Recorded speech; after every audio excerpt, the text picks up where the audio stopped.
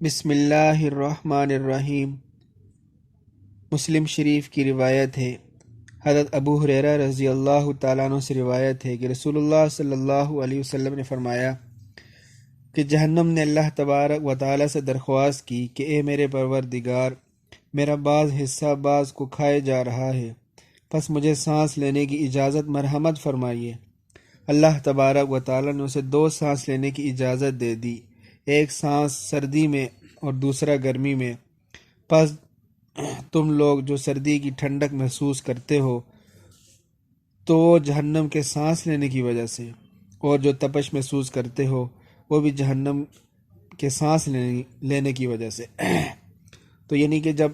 جہنم سانس لیتی ہے تو ٹھنڈا سانس لیتی ہے تو سردی شروع ہو جاتی ہے،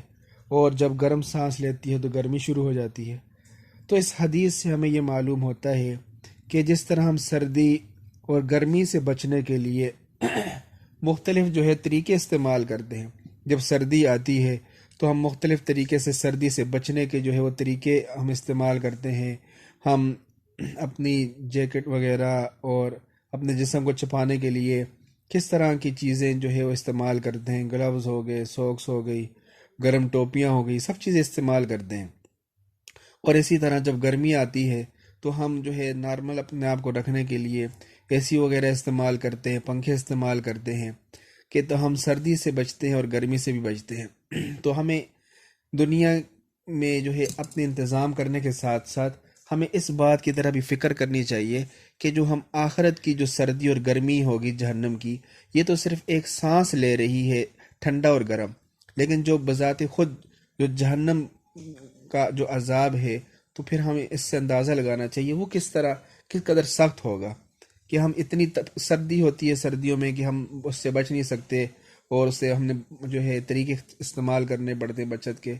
تو اور گرمی کے بھی اسی طرح۔ تو آخرت کی سردی اور گرمی سے ہم کس طرح بچیں گے؟